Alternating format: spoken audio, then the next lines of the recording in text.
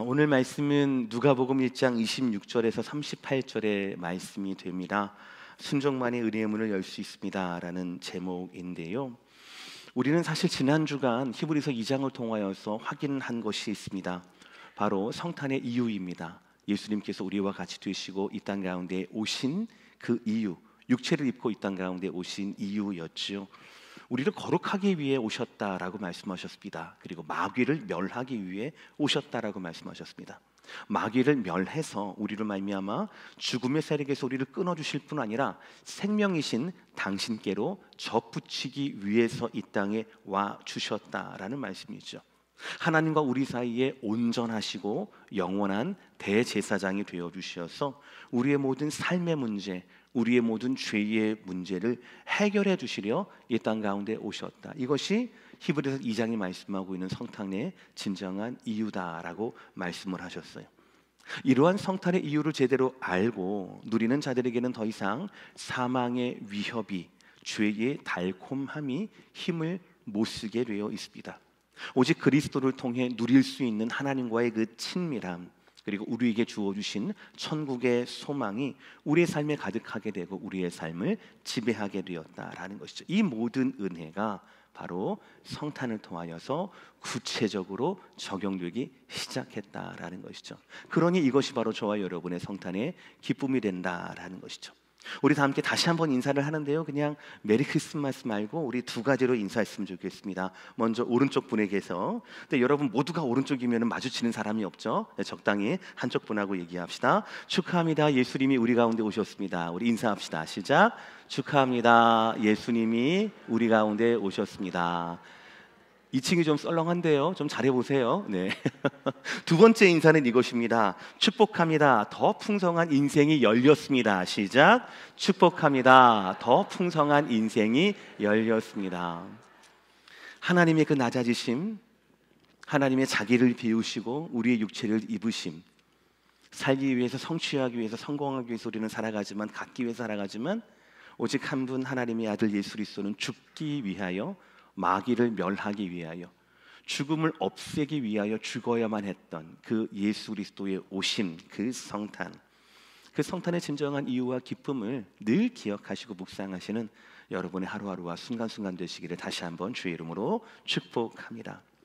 오늘은 우리에게 익숙한 누가복음 1장에 나와 있는 동정녀 마리아, 예수님의 유괴 어머니지요. 동정녀 마리아에 대한 믿음과 순종이 드러나는 본문입니다.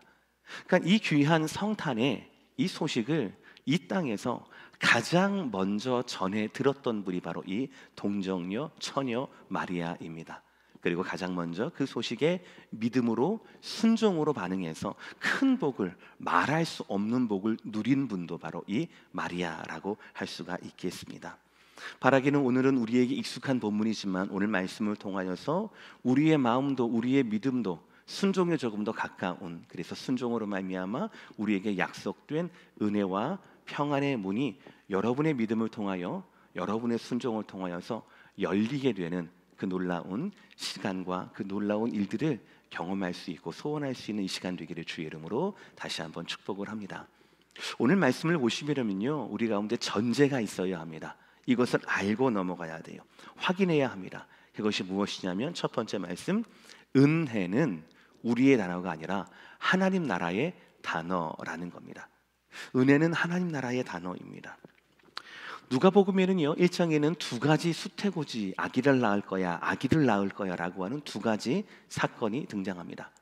첫 번째로 오늘 본문 이전에 하나님께서는 그 천사 가브리엘을 통하여서 세례 요한의 아버지 어머니 사가랴와 엘리사벳에게 세례 요한이 태어날 것이다 라고 수태고지를 해 주셨습니다.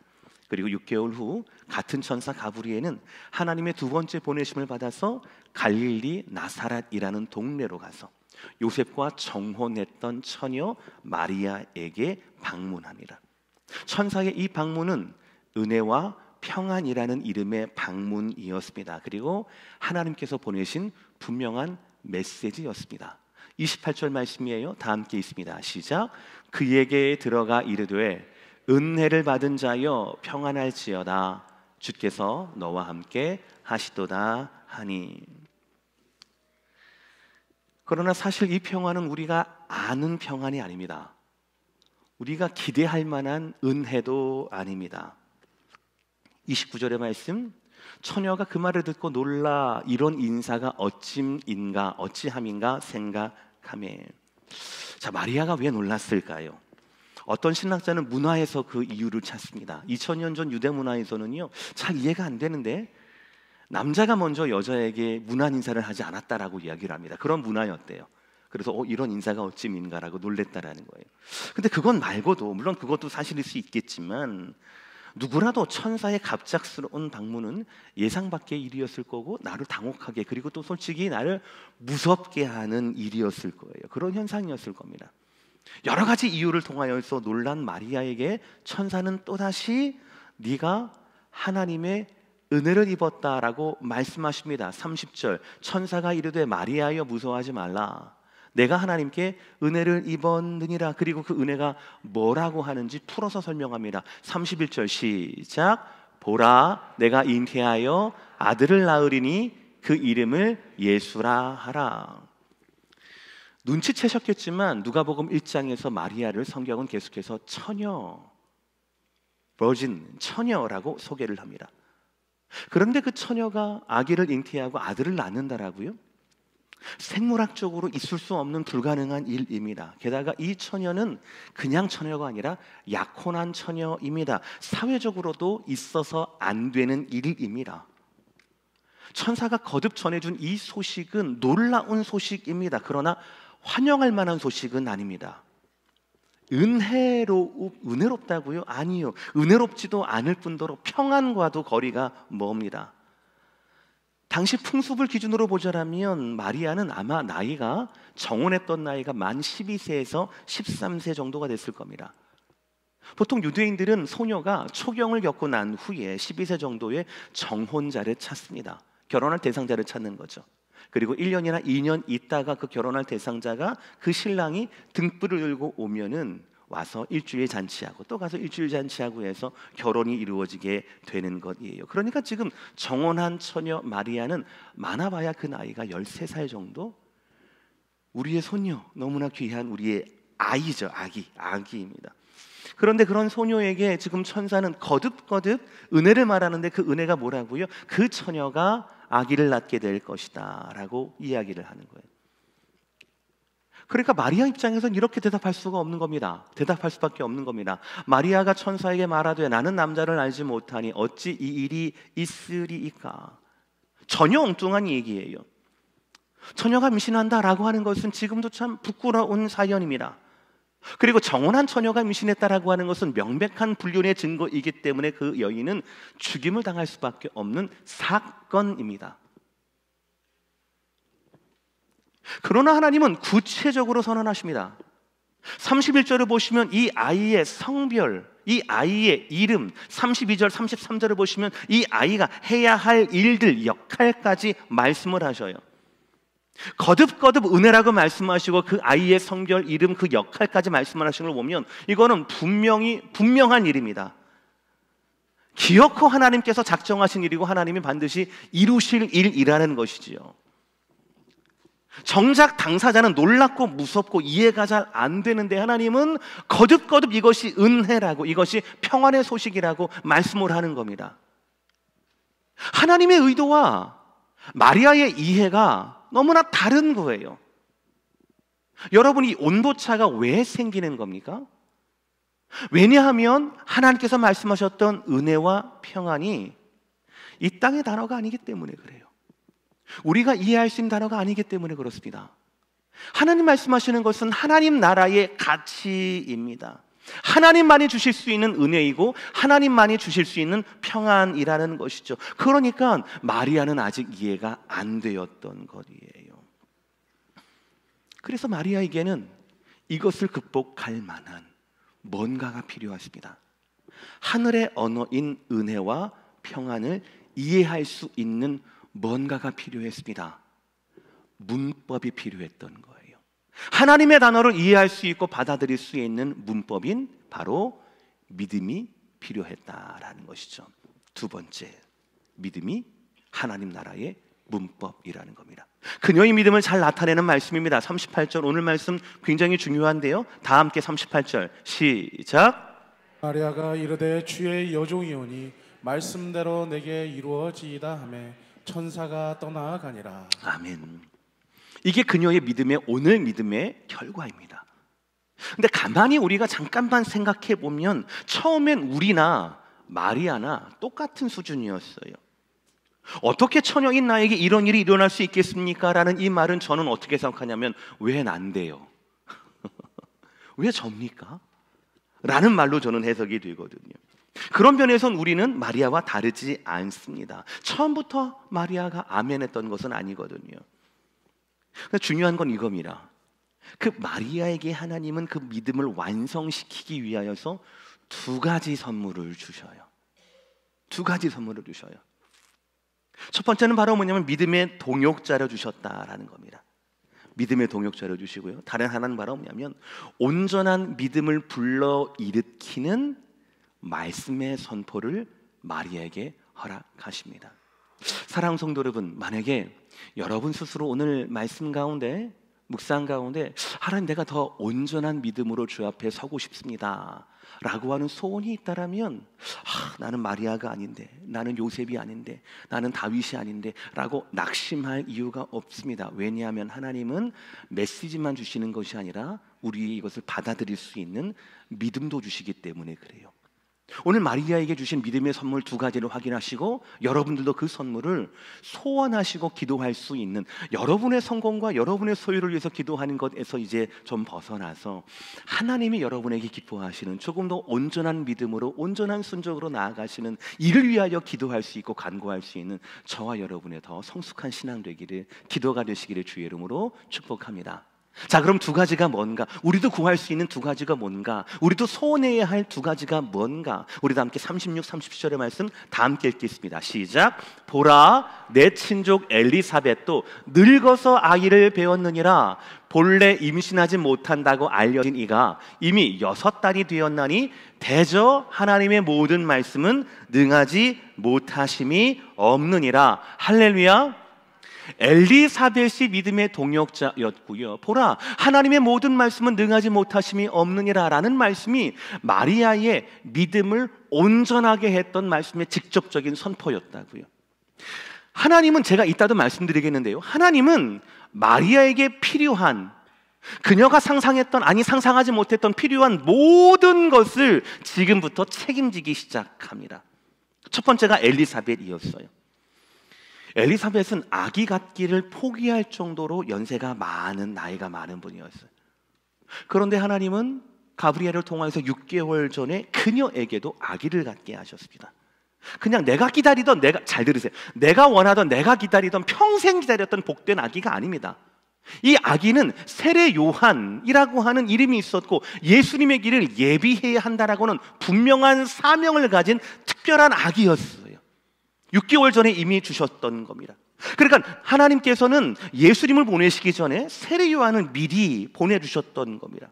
그러니까 지금 이 세상에서요, 마리아처럼 내가 가질 수 없는 내가 아기를 갖게 된다라고 하는 이 마리아의 처지, 마리아의 생각, 마리아의 두려움, 마리아의 부족해 보이는 믿음, 이 모두를 공감할 수 있고 지지해 줄 수 있고 동역할 수 있는 유일한 믿음의 동역자는 누구입니까? 6개월 전에 수태고지를 받고 배가 부르고 있는 바로 이 엘리사벳이라는 분인 거예요.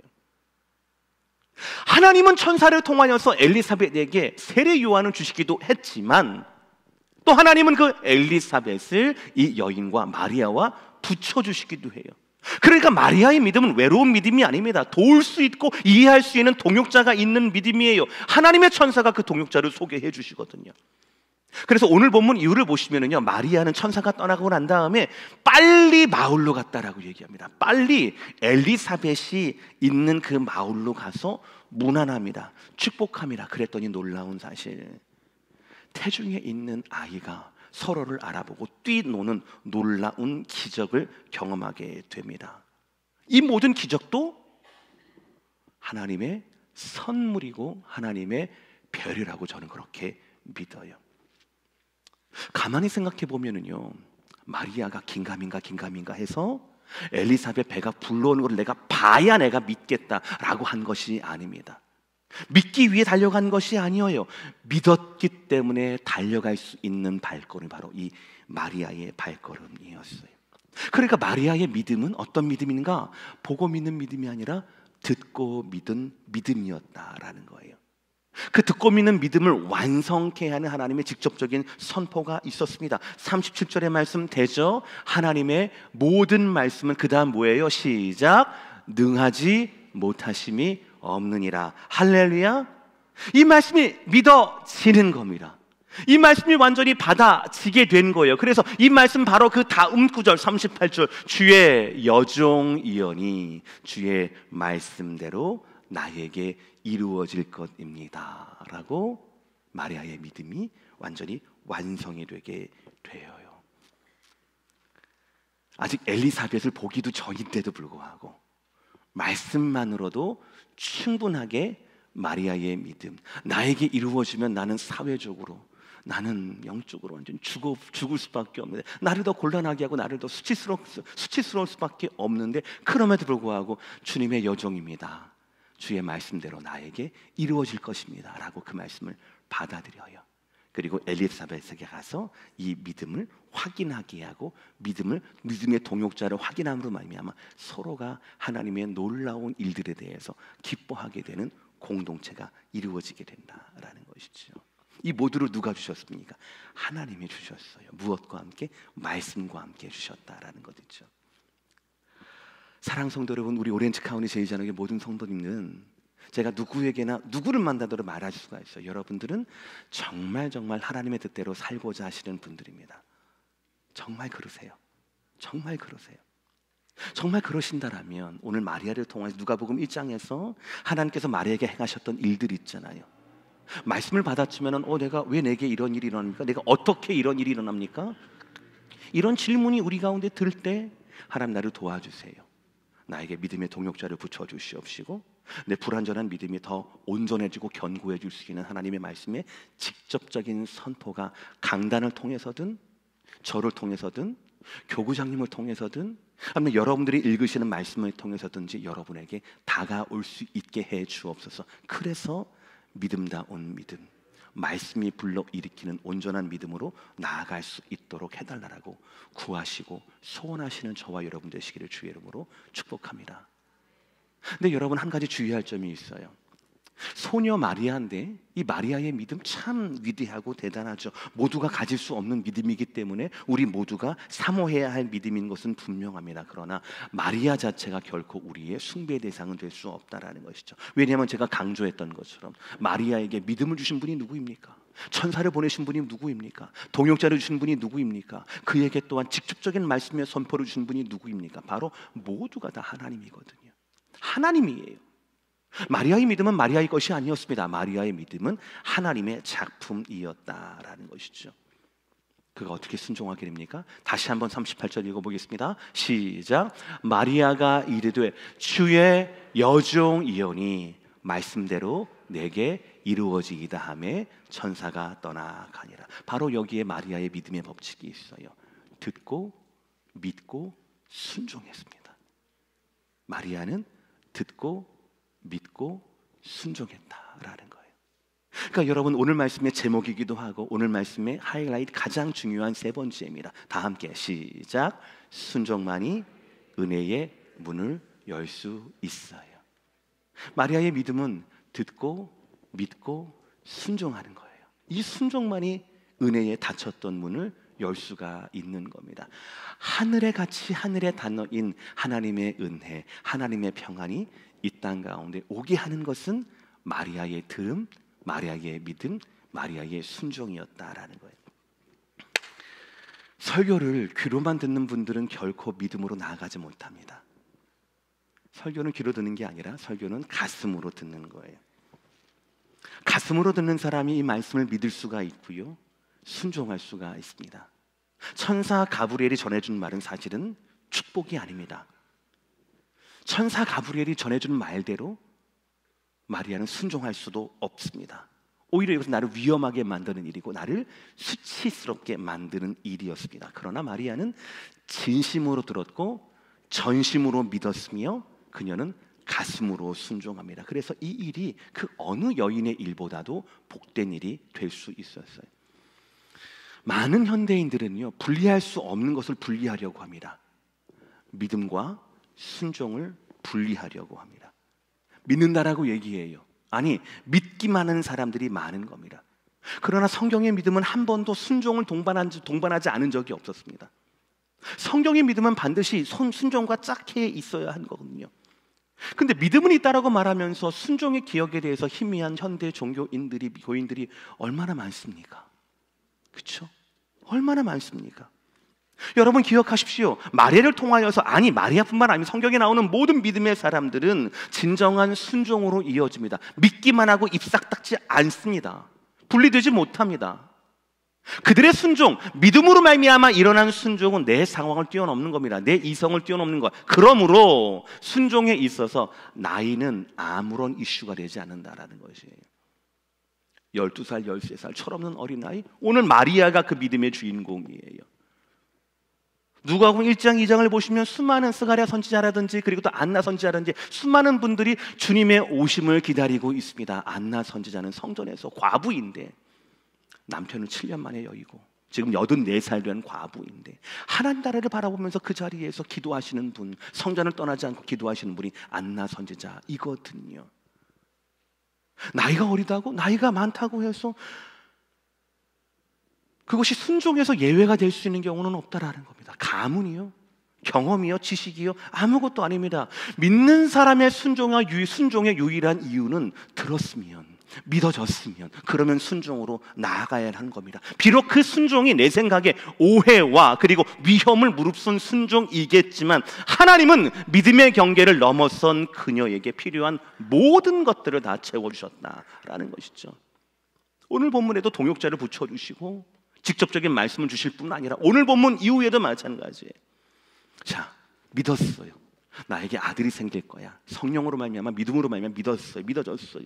그럼에도 불구하고 천사가 떠나고 난 다음에 마리아가 처음 한 생각이 무엇일까요? 마리아의 걱정 중에서 가장 큰 비중을 차지하는 걱정은 과연 뭘까요?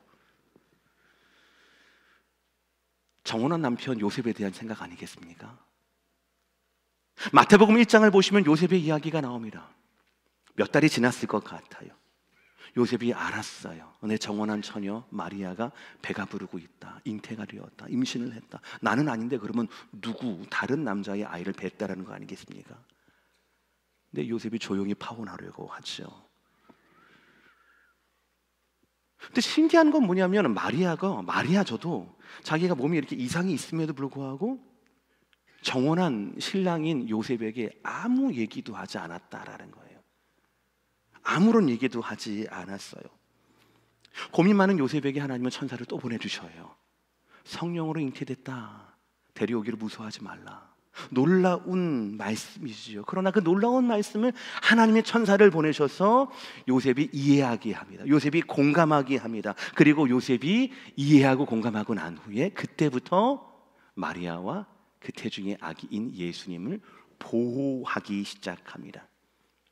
남편 요셉이 마리아 입장에서는 걱정과 그리고 근심의 대상이었죠. 오해할 수 있는 대상이지 않습니까? 그 대상이 바로 동역자로 바뀌는 순간입니다. 이거는 마리아가 할 수 있는 일이 아니죠. 마리아가 얘기하면 변명으로 들릴 수밖에 없지 않겠습니까? 그렇죠. 또 다른 오해를 낳을 수밖에 없는 일이지 않습니까? 말하면 말할수록 이상한 상황이지 않습니까? 그러나 하나님이 그 일을 해 주셔요. 그러니까 하나님만이 행하실 수 있는 사건이었다라는 거죠. 하나님이 아니라면 태중에 뵌 이 예수님이 세상에 나오기 위해서는 꼭 완성이 되어야 하는, 보호가 되어야 하는, 하나님이 아니면 하실 수 없는 일들을 하나님이 정확한 시점에 하셨다라는 것이지요. 출산 뒤에도 마찬가지였습니다. 예수님 시기에 예수님과 태어난 비슷한 시기에 태어난 모든 영아들을 죽여라 라고 얘기했던 그 헤롯 왕의 잔인하고 악한 계획에서도 하나님은 이 부부를 구해 주셔요. 아기 예수님을 구해 주십니다.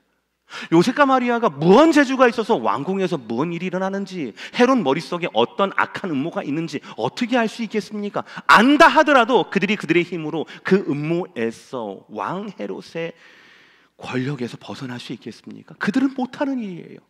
그러나 하나님이 하게 하셨어요. 하나님이 살 길을 열어주시고 하나님이 그들을 끊임없이 돕게 하셨다라는 것입니다. 믿음의 경계를 넘어서서 순종하는 그 순간부터 모든 것들은 하나님이 책임지기 시작하십니다. 천사를 보낸 것도 하나님이시고 믿음을 주신 것도 하나님이시고 요셉과 그리고 엘리사벳처럼 동역자를 주시고 한 것도 하나님이시고 생각하지 못한 모든 위험에서 살 길을 열어주신 것도 믿음을 고백하고 순종하기를 원하는 주의 여종이오니 주의 말씀대로 되겠습니다 라고 말씀에 자신의 삶을 맡겼던 순종의 걸음을 걷기 시작했던 마리아와 그 가정 가운데 태중의 아이에게 행하신 하나님의 일하심이었다라는 것이죠. 여러분, 이 모든 일하심이 무엇으로 열렸습니까? 마리아의 순종으로 열렸습니다. 마리아의 순종으로 말미암아 평안의 문이 열렸습니다. 그녀가 누리는 평화는 나의 평안, 한 가정의 평안, 한 가문만의 평화가 아닙니다. 예수님께 필요한 사람이 바로 마리아였거든요. 한순간 단 한 번, 단 한 사람의 순종으로 말미암아 예수님께서 하늘에서 이 땅 가운데 오실 수 있었고, 우리로 말미암아 거룩한 꿈을 꾸게 하셨고, 우리로 말미암아 사망을 두려워하지 않는 마귀를 멸하시기 위해 필요한 단 한 사람, 단 한 여인이 바로 마리아였고 마리아의 순종이었다라는 거죠. 그녀의 순종으로 말미암아 하늘과 땅이 이어지게 되었고, 하늘의 단어였던, 하나님의 단어였던 그 은혜가 우리의 은혜로, 하늘의 단어였던 그 평안이 우리의 평안으로 연결될 수가 있었다라는 것이죠. 누구의 순종으로요? 마리아 한 사람의 순종으로 말미암아. 저는 오늘 주시는 이 말씀이, 마리아에게 주시는 이 말씀이, 마리아를 통하여서 관찰된 이 말씀이 2000년 전 닫혀졌다라고 저는 결코 생각하지 않습니다. 이 말씀을 오늘 우리에게 주시는 이유는 우리에게도 열어야 할, 걸어가야 할 순종의 문, 믿음의 걸음이 있다라고 저는 믿기 때문에 그렇습니다. 말씀 마무리합니다. 오늘은 2023년 성탄주일입니다. 여러분, 단순히 성탄절은 즐기기 위한 시즌이 아닙니다. 성탄은 묵상해야 하는 계절입니다. 하나님이셨던 예수 그리스도의 오심을 묵상하고 우리가 그 오심의 목적에 맞게 살고 있는지를 돌아봐야 하는 계절입니다. 은혜는 결코 받은 것에서 끝나지 않습니다. 하나님은 우리에게도 마리아처럼 세상에 은혜가 흘러갈 수 있는, 이 세상에 평화가 흘러갈 수 있는 은혜의 문이 되라라고 말씀을 하십니다. 우리에게도 순종의 몫이 있는 것이에요. 예수 그리스도의 복된 소식, 그 복음의 다리가 되어달라고 우리에게 요청하십니다. 여러분, 마리아를 보세요. 아무런 특징도 없어요. 이력도 없습니다. 그런데 그 마리아를 향하여서 하나님은 아끼지 않으시거든요. 천사를 보내주시고 말씀을 보내주시고 남편에게 설득하시고 믿음을 주시고 동역자들을 주시고 하셨던 그 하나님께서 순종의 문을 열고 믿음의 길을 가려고 하는 저와 여러분에게도 말씀을 주시지 않습니까?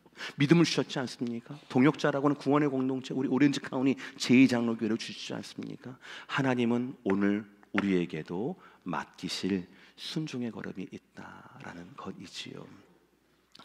사랑하는 성도 여러분, 여러분의 믿음과 순종으로 말미암아 여러분 가정을 향한, 여러분의 교회를 향한, 그리고 또 여러분이 기도하는 그 기도의 그 대상을 향한 평안의 문, 은혜의 문을 여러분의 순종으로 열어주시기를 주의 이름으로 축복합니다. 여러분에게 맡기신 뭔가가 있거든요. 여러분을 통하여서 하나님의 단어인 은혜가 여러분을 통해 흘러갈 것이고, 하나님의 단어인 평안이 여러분의 순종을 통하여서 그 문으로 말미암아 흘러가게 될 것입니다. 이것이 성탄의 의미예요. 그들에게 예수를 알려야 합니다. 이것이 성탄의 메시지입니다. 그들에게 성공이 아닌 거룩이 우리 삶의 목적이라고 알려주셔야 합니다. 우리는 성취가 아니라 죄에서 더욱더 멀어지는 삶을 꿈꿔야 한다라고, 그리고 복음과 예수님께 더욱더 가까워지는 그런 삶을 꿈꿔야 한다고, 그것 진정한 우리의 기쁨이라고 말씀해 주셔야 합니다. 한 여인 동정녀 마리아를 통하여서 이 땅의 평안의 왕으로 오신 예수 그리스도께서 이 땅에 오셨듯이 여러분의 순종을 통하여서 여러분이 거하시는 곳, 여러분이 살아가는 가정과 자녀와 자손들도 예수 그리스도로 말미암아 채워지게 되는 은혜의 문이 여러분이 되시기를 주의 이름으로 축복합니다. 그래서 이 시간 선물이 뭔가 이거 얼마짜리 카드야? 뭐 이런 것에 우리가 관심을 뺏기지 말고 주님으로 말미암아 우리가 채워지고 주님으로 말미암아 누군가를 채워드릴 수 있는 저와 여러분 모두가 되시기를 주의 이름으로 축복합니다. 우리 다시 한번 인사할까요? 메리 크리스마스. 자, 참 기쁜 얼굴로 환한 얼굴로 메리 크리스마스 다 하셨어요. 근데 메리 크리스마스가 무슨 뜻인지는 아시죠? 메리가 기쁨, 크리스가 크라이스트, 마스가 예배입니다. 여기서 중요한 게 뭐예요? 메리예요? 아니요. 크라이스트 마스. 예수님의 오심을 기쁜 마음으로 예배하는 것입니다. 내일 이 자리에서 11시에 성탄 예배가 있습니다. 메리 크리스마스, 메리 크리스마스. 기쁜 얼굴로 예배하고 기쁜 얼굴로 인사한 여러분 모두 예배 시간에 함께 되기를 주의 이름으로 축복합니다. 내일 예배 때 브라이언 목사님께서 설교를 하시거든요. 한글로 또 자막이 준비되어 있습니다. 여러분들 혹시 오랜만에 오신 여러분의 자녀가 있으시다라면 함께 초청을 하셔서 내일 예배 때 의뢰를 받으시고 오늘 주셨던 이 메시지대로 복음으로 충만하고 복음으로 채워드릴 수 있는 내일 예배가 될 수 있도록 여러분 위에서 또 기도해 주시기를 부탁을 드립니다. 예배를 통하여 진정으로 기쁨이 드러날 수 있고 표현될 수 있는 저와 여러분의 성탄 되기를 주의 이름으로 다시 한번 축복합니다.